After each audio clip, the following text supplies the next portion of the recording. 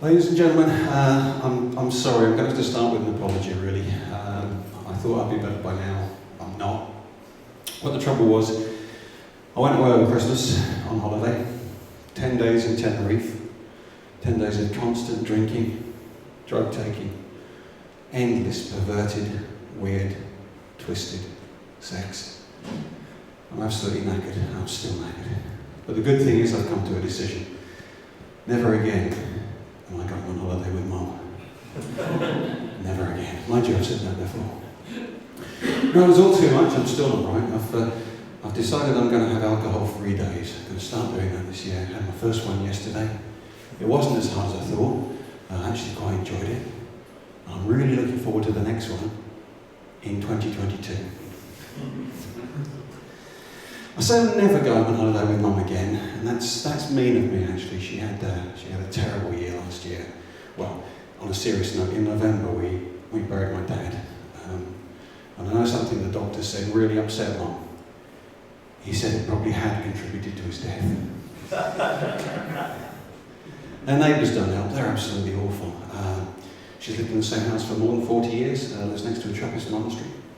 And you know, those spiteful little men are still giving her the silent treatment. I took one of my Christmas presents for a spin on Boxing Day. It's a time machine. I took it back to the year 1614 in the Rivenhoe Country Park. Parked up, had a walk around. I thought, oh, well, I'll have one of the local dishes. Had a lovely plate of pickled gherkins. And went to start it up.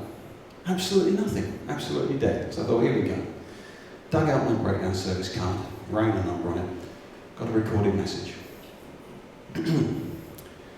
Thank you for calling Green Flag Roadside Assistance.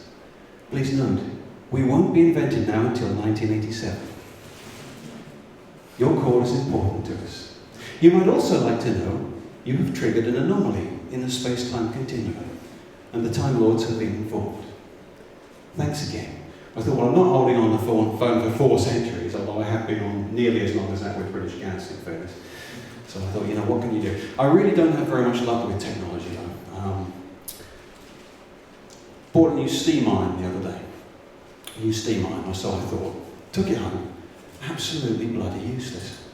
All it does, mopes around the house, in its dressing gown, weeping, saying, I'm just not as good as the other irons. I don't know how to do it. I just can't cope. Nobody loves me, but then I don't really deserve to be loved.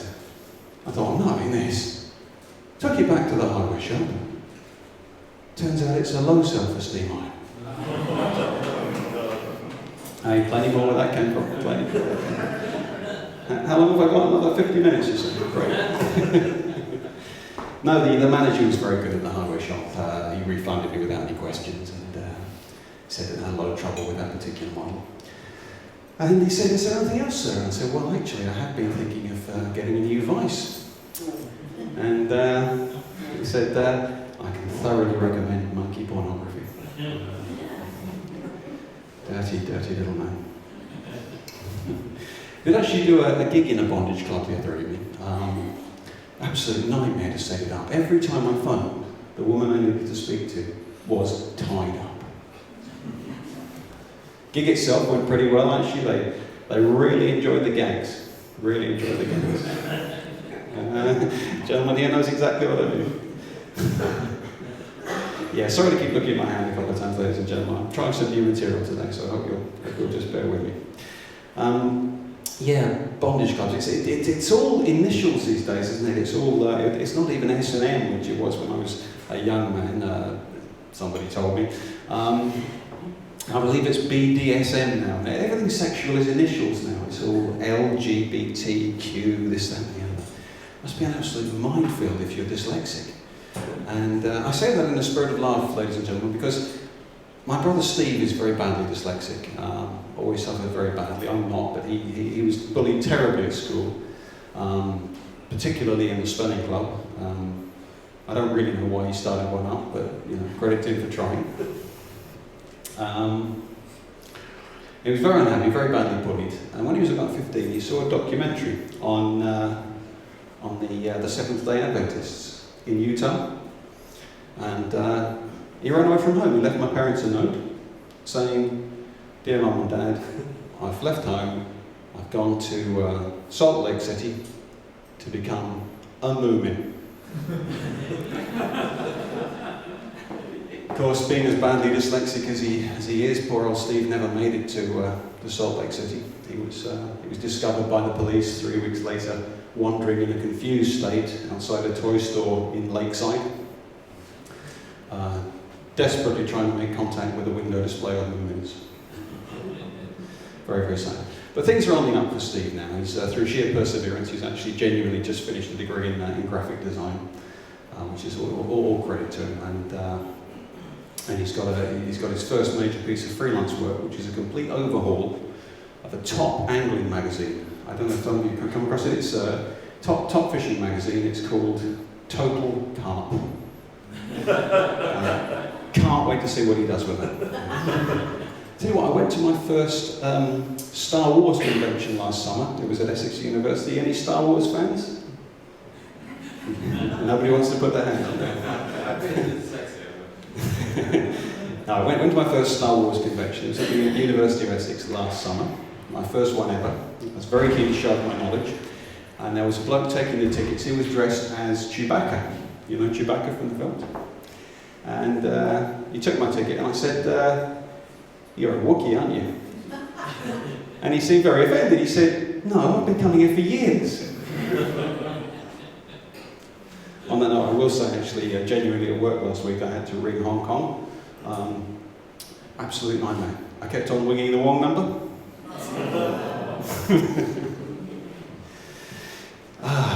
Does anybody here live sort of Wivenhoe way, Arlesford way, that sort of way? No? Well, I got caught out the other day. I do actually live in Wivenhoe, and they've changed the bus services, and I got caught out. It was a couple of Sundays ago. I found myself without transport at the moment. Well, technically I have since about 1614. But yeah, I got a bus from the high street, a 61 bus, and a miserable Sunday, much like today. And we got to the university. I was a little bit suspicious and concerned when it went the wrong way around the university. And then came to a stop outside one of the towers. And I thought, well, what's going on here? So after a few minutes, I went over to the driver. And I said,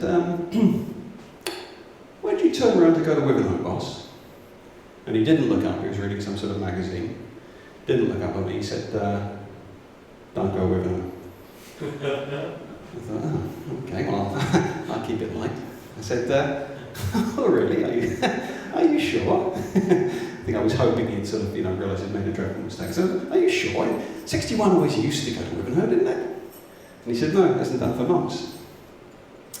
And then he did close his magazine and saw what it was. It had a picture of a leaping golden fish on the front, beautifully designed.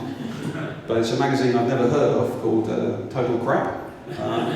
Possibly one of these postmodern fishing magazines.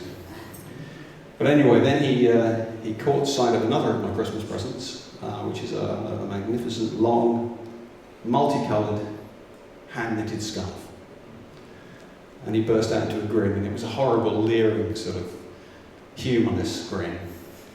So he looked at me and he said, "I see the problem." I said, "What do you mean?" He said, "You're him, aren't you?" He said, "You're the doctor, aren't you?" He said, "I bet you're hot on the trail of one of those anomalies in the space-time continuum."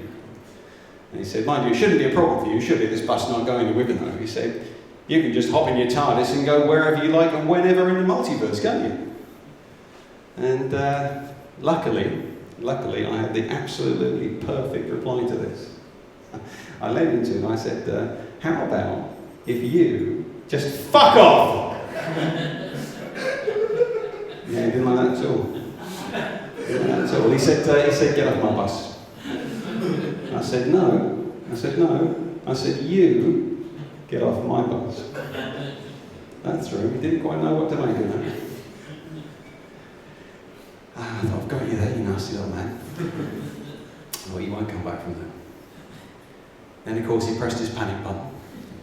And the next thing I knew, I was being escorted off the bus by Tom Baker, David Tennant, and Peter Capaldi. And the weird thing, ladies and gentlemen, I mean, up until then it had been a very standard Sunday afternoon for me, right up until that moment. But up until the really weird thing was that Peter Capaldi was in character as Malcolm Tucker in The Thick of It. And I have to say, for a Time Lord, his language was absolutely appalling. Absolutely shocking. Anyway, to make a long story short, or slightly shorter, the upshot is they've clamped the time machine back in 1614. I now owe them 700 trillion ducats, plus admin charge. Although the good news is if I can pay before the end of 1614, it's only 15 ducats, plus handling charge. Coming to the end of the slot now, much to everybody's relief, I suspect. But I will just say this, ladies and gentlemen, a couple of things. My teenage daughter phoned down the other day from my bedroom. I don't know what, you know what the punchline is yet. This is great. My teenage daughter phoned down from my bedroom. I said, what is it now? She said, my minibar needs restocking. I said, you treat this place like a hotel. Do actually work in a hotel, ladies and gentlemen, quite genuinely. We've got a new manager. He's been chucking his weight around, not been making many friends, doesn't really know what he's doing. He's fallen out with me. I'll tell you what it is. I was trained the old-fashioned way in hospitality, and when I make up a guest room, I like to finish it by leaving mints on the pillow. Not rocket science, like to finish it by leaving mints on the pillow. According to the new manager, Ian, some of the vegetarians have been kicking off about it. Absolutely outrageous. No, I'm sorry to say I don't like him much. The receptionist, Lara, came dashing through the lunchroom the other day, all of a dither. She said, quickly, 6 of the guests are trying to kill Ian in reception. I said, thanks for telling us, Lara. She said, well, aren't you going to help? I said, no, 6 really ought to be enough. A little story I'm just about to tell, a very short story, illustrates, I think, as I say, he's got on everybody's nerves, and without question, this Ian fellow, I'm afraid, hasn't made many friends.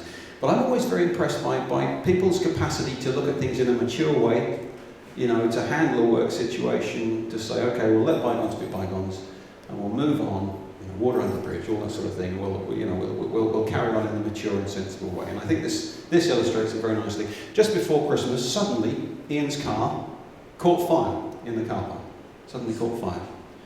And all of the people, all the other employees that I thought really didn't like Ian very much, really didn't think much of him, they all piled out there.